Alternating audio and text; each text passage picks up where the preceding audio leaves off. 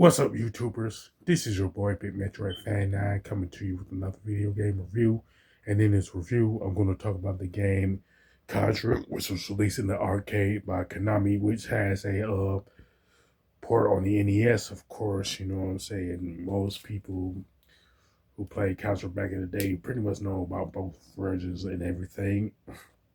Pretty much the plot of the game is that Bill and Lance, who are part of Special Forces Squad, are on a mission to stop Red Falcon from conquering the Earth and everything, which he have his base in Central America and stuff like that. Now, the stages, essentially there are like pretty much 8 stages overall, and they pretty much consist of jungle base 1, waterfall base 2, snowfield, energy zone, the hangar, and the alien layer and everything. Now, one thing about the arcade version of Contra is that it's like pretty much shorter than the in NES version. Like it would take you roughly like a half an hour to beat the NES version. I would say it would take you roughly 21 minutes to beat the arcade version and everything. Granted, you have like right or power up like the machine gun, laser, spread, or fireball and everything.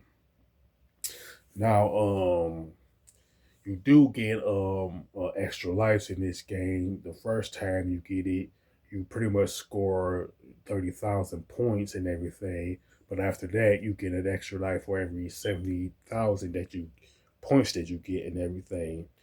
Now, of course, Contra is known for being a two-player co-op run and gun. So, to be truthful, this game is pretty much way more fun playing with somebody else and everything. You know what I'm saying? And now, one thing that can be said that the arcade version of Contra, outside of being shorter than the NES version, is also harder than the NES version too, and everything. Plus, you can also play this game under the compilation game, the Contra Anniversary collection, which also include the arcade version of Super C, the NES versions of Contra and Super C, and any other Contra release that was they put on, say like Game Boy, Super Nintendo, Sega Genesis and stuff. Now, I would say that the graphics and design for for the arcade version of Contra are pretty good, with a nice color palette with each stage. And the stages are pretty much different from each other. That's what one of the things that I've liked about Contra, whether it's the arcade version or the NES version and everything. Now, the controls of gameplay are pretty good. You know what I'm saying? Especially with like you with using like the machine gun or the spray gun, stuff like that. And the sound effects and the soundtrack are pretty good too, and everything. Even though you can hear the slight difference between the arcade version and the NES version.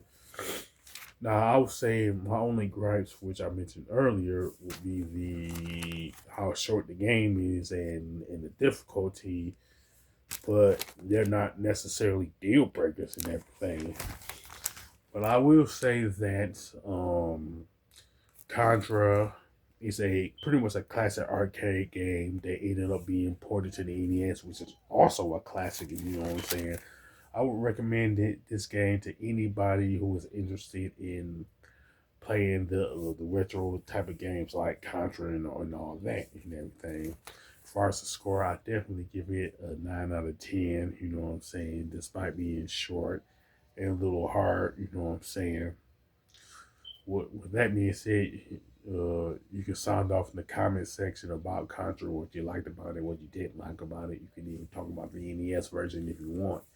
If you like this video, don't hesitate to click the thumbs up button. Don't forget to subscribe and hit that bell notification button.